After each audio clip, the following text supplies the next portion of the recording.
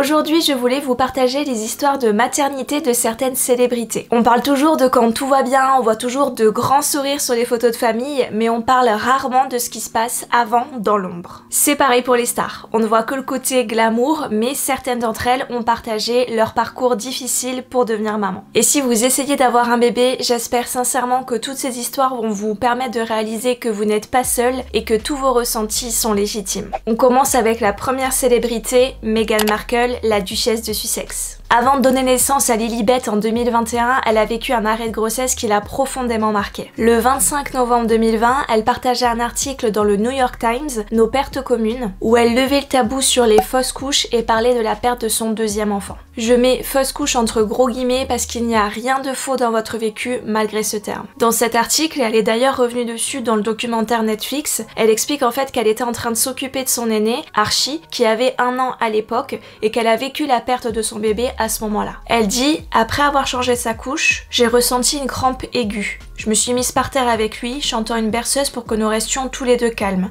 J'ai su, alors que je tenais mon premier-né dans mes bras, que j'étais en train de perdre le deuxième. » Elle y explique tout ce qu'elle a ressenti, le sentiment d'être responsable, et elle souligne l'importance d'être bien entourée. Pour elle, c'était vraiment nécessaire d'en parler pour montrer à toutes les femmes que leurs douleurs et leurs chagrins sont valides et qu'elles ne sont pas seules à vivre une telle épreuve. Et en effet, il y a beaucoup de femmes qui vivent des arrêts de grossesse, et il y a d'ailleurs d'autres célébrités qui se sont confiées sur la perte de leur bébé, comme Beyoncé. Beyoncé a également confié avoir perdu plusieurs bébés avant d'avoir ses enfants, et elle a dit que c'était la chose la plus difficile qu'elle n'ait jamais vécue. Et c'est d'ailleurs l'une des raisons pour lesquelles elle n'a pas voulu annoncer publiquement qu'elle était enceinte de ses jumeaux, parce qu'elle avait peur de ce qui pouvait arriver. Elle a fait une chanson sur ce sujet, Heartbeat, qu'elle a écrite à la suite de l'arrêt de sa première grossesse. Elle avait entendu les battements de cœur de son bébé, d'où le nom de la chanson Heartbeat, qui veut dire battement de cœur en fait en anglais, et elle explique donc du coup qu'elle a été à ce rendez-vous, qu'elle a entendu le cœur de son bébé et qu'elle s'est de suite projetée, qu'elle a imaginé cet enfant et qu'elle s'est sentie déjà sa maman, mais que malheureusement au rendez-vous suivant, elle a appris qu'il n'y avait plus d'activité cardiaque. Elle a enregistré Heartbeat à la suite, la décrivant comme la chanson la plus triste qu'elle ait jamais écrite de sa vie. Aujourd'hui, Beyoncé a 3 enfants, Blue Ivy née en 2012 et ses jumeaux Rumi et Sir, ou Rumi et Sir, je sais pas vraiment comment ça se prononce, qui sont nés en 2017. Michelle Obama s'est elle aussi livrée sur ses arrêts de grossesse et elle souhaitait en parler parce qu'avant d'en vivre, elle ne savait pas à quel point c'était courant. Elle explique que c'est une réalité pour beaucoup, une grossesse sur 4 environ, et qu'en tant que femme, on n'est pas assez informé sur ces vérités, sur comment fonctionnent nos corps. En prenant la parole sur le sujet, elle a aussi souhaité sensibiliser sur les questions de l'âge et de la maternité en expliquant en fait que notre quantité d'ovocytes elle est limitée. Ces difficultés à concevoir l'ont conduit à entamer des parcours PMA avec des FIV pour enfin donner naissance à ses 2 filles, Malia et Sacha. Cette question de la maternité tardive, récemment Jennifer Aniston en a parlé également. Malheureusement, elle n'a pas pu avoir d'enfant malgré son désir profond et comme Michelle Obama, elle a souhaité sensibiliser sur ce que beaucoup appellent l'horloge biologique. Elle a dit « C'était un chemin difficile pour moi, de faire un bébé. Je faisais des FIV, je buvais des thés chinois et j'en passe. J'ai tout essayé. J'aurais tout donné si quelqu'un m'avait dit « Congelez vos ovocytes, prenez les devants, mais on n'y pense pas, et voilà où j'en suis, c'est trop tard. » Elle parle ici de la congélation d'ovocytes qui reste une alternative quand on veut pas forcément d'enfants dans sa vingtaine ou dans sa trentaine, mais qu'on veut se laisser le temps et peut-être concevoir plus tard. Sachez que c'est désormais possible en France, grâce à la loi bioéthique du 2 août 2021, pour les femmes âgées de 29 à 37 ans, de congeler leurs ovocytes sans indication médicale. Une autre actrice de Friends a également rencontré des difficultés dans son chemin pour devenir maman, et c'est Courtney Cox, alias Monica Geller. Après avoir vécu des fausses couches à répétition, elle a appris qu'elle avait un anticorps rare dans le sang qui attaquerait les fœtus. Elle a notamment expliqué qu'elle était en train de vivre un arrêt de grossesse quand elle filmait la scène d'accouchement de Rachel dans Friends, donc Jennifer Aniston, et elle dit en fait à quel point ça a été difficile d'être dans le good mood, d'être dans une bonne vibe, d'être drôle pendant cette scène-là, alors qu'elle-même elle était en train de perdre son bébé. Suite à ce diagnostic avec son conjoint, ils se sont vus proposer un parcours PMA avec des fécondations in vitro, des FIV, et en 2004, après un long combat, ils ont pu accueillir leur fille Coco. D'autres célébrités ont également vécu des FIV comme Jamie King, Amy Schumer, Adriana Carambeu, mais aussi Céline Dion. Avant de vous en dire plus, je vous invite à mettre un j'aime et à vous abonner à ma chaîne YouTube. Je vous propose plein de contenus pour vous aider dans votre projet bébé. Issue d'une grande fratrie, Céline Dion, elle s'imaginait pas sa vie sans avoir d'enfants et c'est après une FIV que son aîné, René Charles, est né en 2001. Et pour agrandir sa famille, elle a recommencé ce long parcours du combattant avec son mari. Ils ont vécu 6 protocoles FIV et différentes fausses couches. Il y a d'ailleurs une très belle chanson de Céline Dion qui s'appelle Les petits pieds de Léa sur le deuil périnatal qui a été écrite par Marianne Lheureux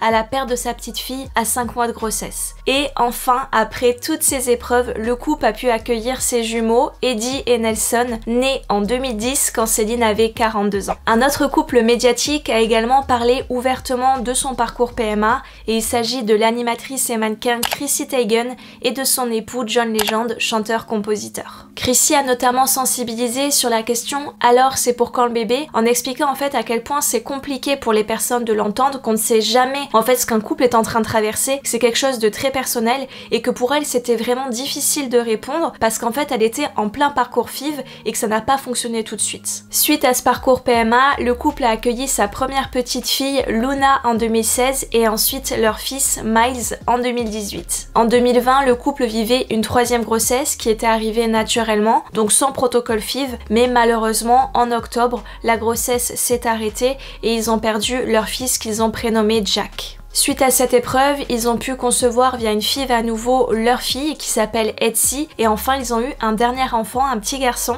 qui s'appelle Vren Alexander Stephens et qui est né lui grâce à une mère porteuse. Il y a également d'autres stars qui ont eu des enfants grâce à l'aide de mères porteuses comme notamment Nicole Kidman, Kim Kardashian ou encore Sarah Jessica Parker qui est Carrie Bradshaw dans Sex and the City. En France, une autre personnalité publique a vécu des combats très difficiles avant de devenir maman, il s'agit d'Ingrid Chauvin. L'actrice qui joue dans Demain nous appartient a toujours été transparente sur ses difficultés à avoir un enfant. Elle a vécu un arrêt de grossesse en 2012 suite à une 5e tentative de FIV, puis sa fille Jade est venue au monde en 2013. Malheureusement, âgée de 5 mois, elle est décédée des suites d'une malformation cardiaque. Ingrid et son ex-mari Thierry Pétieux accueillent un petit garçon, Tom, né en 2016 après 5 nouvelles FIV. Le couple souhaitait avoir recours à l'adoption pour agrandir la famille, mais ils ont appris que la procédure n'aboutirait pas, leur âge étant en question. On reste en France et j'aimerais vous parler des combats menés contre l'endométriose par certaines célébrités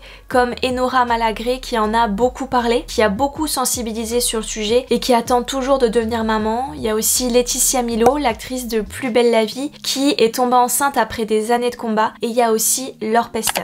Laure Pester, on la connaît sous le nom de Laurie et personnellement j'étais fan enfant donc j'avais vraiment envie de me concentrer plus spécifiquement sur son histoire à elle. Laurie est atteinte d'endométriose et elle a expliqué toute sa démarche pour congeler ses ovocytes. Elle avait d'ailleurs fait tout le protocole en Espagne parce qu'à l'époque c'était pas autorisé en France et elle a expliqué à quel point c'était douloureux. Elle a dit « J'ai pris 6 kilos en une semaine, un coup j'avais envie de rire, un coup j'avais envie de pleurer pour rien, je suis passée par des phases pas de dépression, mais presque. » Après des années de combat, en 2020, elle a pu donner naissance à sa fille, Nina. Durant son parcours, elle a vécu une ponction sur laquelle on a pu retirer 4 ovocytes. Ensuite, du coup, on les a mis en contact avec les spermatozoïdes de son conjoint et du coup, elle a pu avoir 2 embryons. Elle a fait un premier transfert avec un premier embryon qui n'a malheureusement pas fonctionné et c'est sur son 2e transfert que son bébé, sa petite Nina, s'est accroché. En annonçant la naissance de sa fille, Laurie, elle a écrit un message pour toutes les personnes qui sont confrontées elles aussi à des difficultés pour concevoir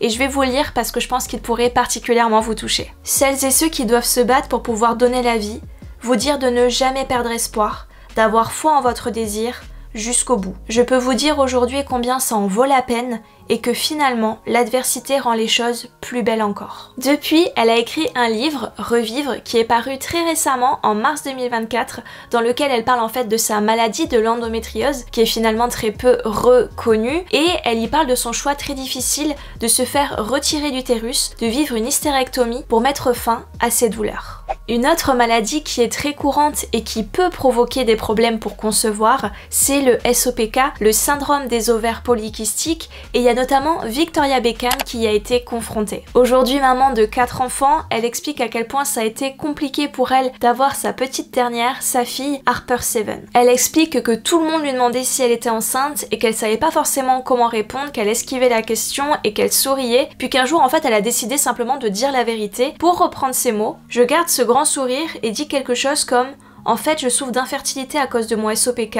donc mon mari et moi avons suivi plusieurs traitements de fertilité, pas encore de bébé, mais cela arrivera bientôt. » Et en effet, c'est arrivé parce qu'en 2011, leur petite fille est née après 3 garçons. Je finis cette vidéo en vous parlant de Laetitia Hallyday. Après s'être mariée à Johnny Hallyday en 1996, le couple souhaite devenir parents. Commence alors un long parcours où ils seront confrontés à différents arrêts de grossesse, dont 1 à 5 mois et à plusieurs fécondations in vitro infructueuses. Elle explique: moi, je ne pouvais lui offrir un enfant biologique parce que j'ai connu certains traumatismes dans mon adolescence, j'ai fait du mal à mon corps, l'anorexie m'avait abîmée.